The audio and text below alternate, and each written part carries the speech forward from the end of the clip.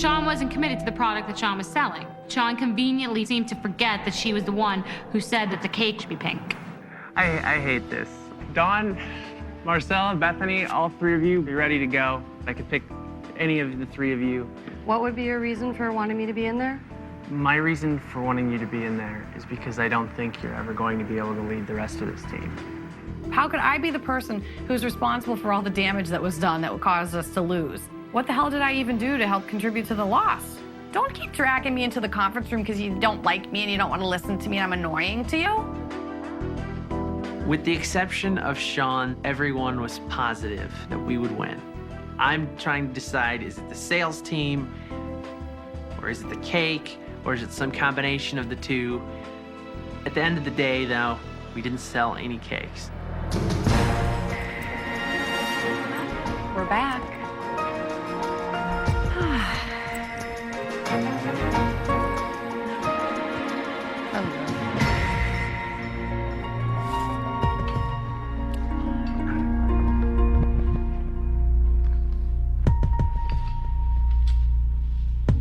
Matchstick.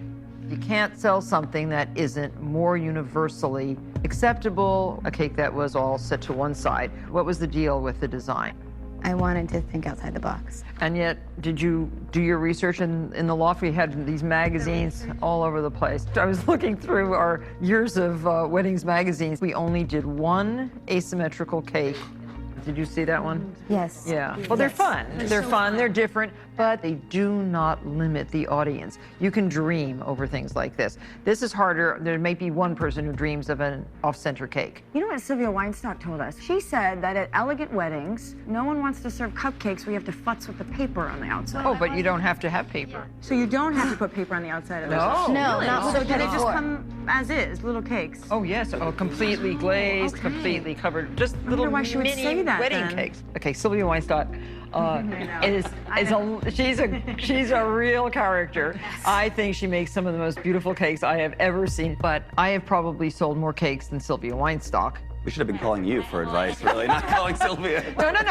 No. She is very professional, and her stuff is utterly gorgeous.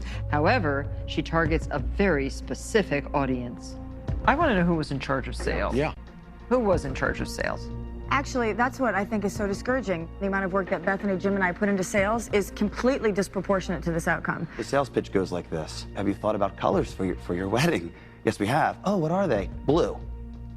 Okay, next. Jim, I'd consider changing that sales pitch on the next go-around. Well, it would have been great if you could have convinced the bride who was using blue that pink cake would have been the perfect thing. Actually, I think we had, with all due respect, I think we had plenty of salespeople. But I mean, honestly, I think there's only so much you can do, frankly, to sell a burqa to a swimsuit model. You always seem to have very good verbal explanations why you failed, but unfortunately, that's not what we're here for. We're here to win. Sean. I know you're going to say it, aren't you? Well, you said to me, I knew it. we're going to win this, and if we don't win this, I should be the one to go home. Oh, Charles, how I knew this was going to haunt me. Well, first of all... Why did you say that? Well, I'll tell you why. Because in my business, they say fake it till you make it. And, you know, admittedly, that was a lot of puffed up confidence because we had not never... in my business. Well, I'm talking in television news. And some people could say that was a lot of bravado, but that's how I felt. I absolutely felt that we were going to win. I infused that comment with a little bit of humor, too, and now I respectfully retract it.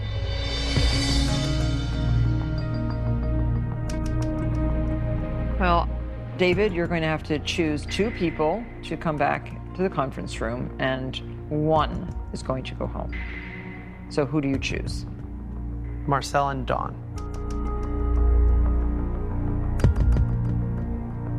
Bethany, Sean, Jim, go back to the loft. The three of you, Marcella and David and Dawn, I want to see you back in the conference room. Thank you. Thanks.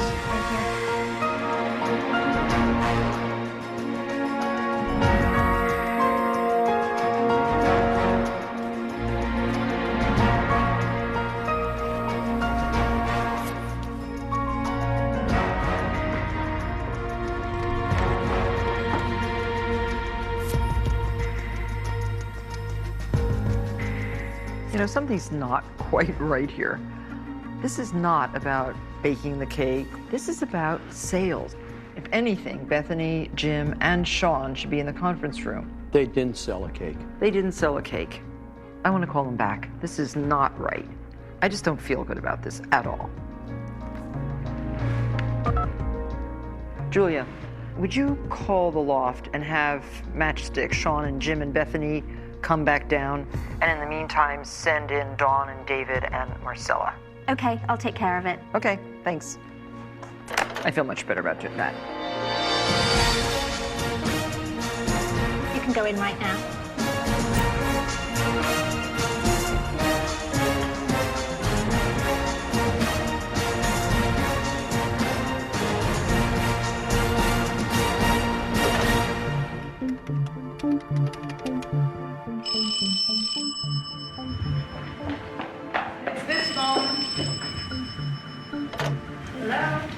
Hi, this is Julia from Martha's office. Who's this? This is Sean. Martha has requested that you and Bethany and Jim return to the conference room. Okay, thank you. Martha's requesting that we all return to the conference room. Okay. There must be some kind of debate going on.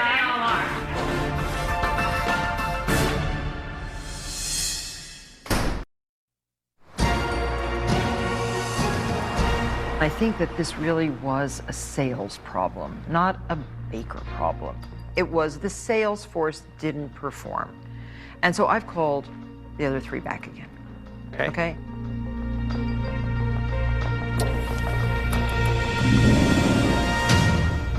You can go right into the conference room.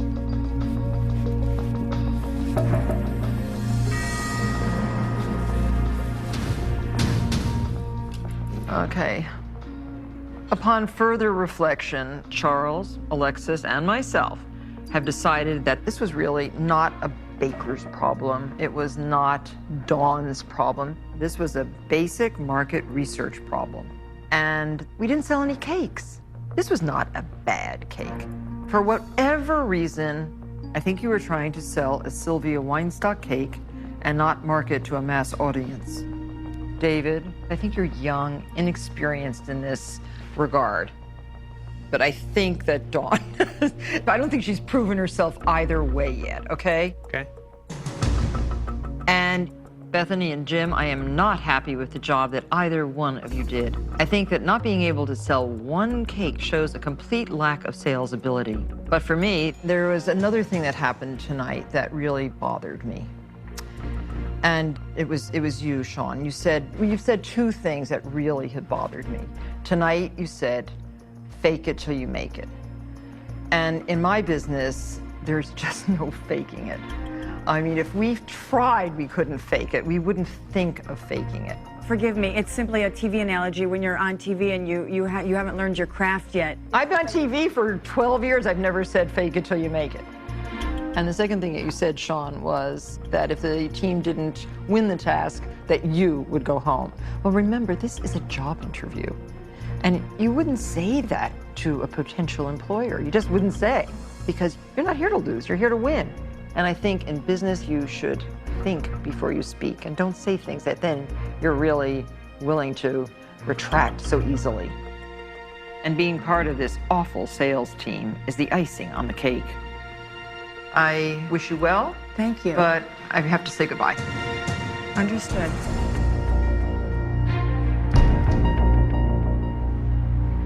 Goodbye.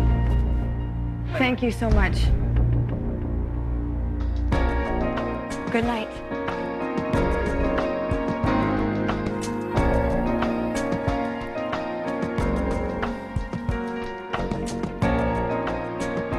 Ay, ay, ay.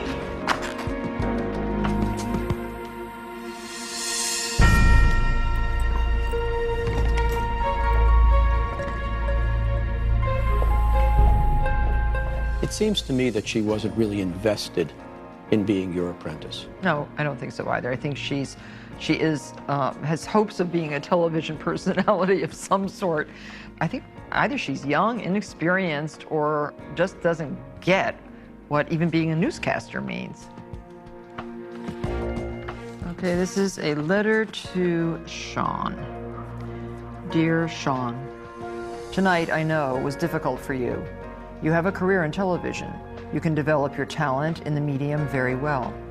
You look good, you speak well, and you certainly are talkative.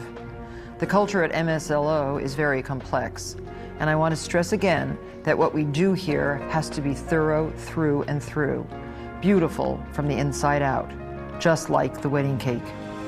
You, as you build your career, will find this business lesson to be valid and true. Best of luck, Martha Stewart.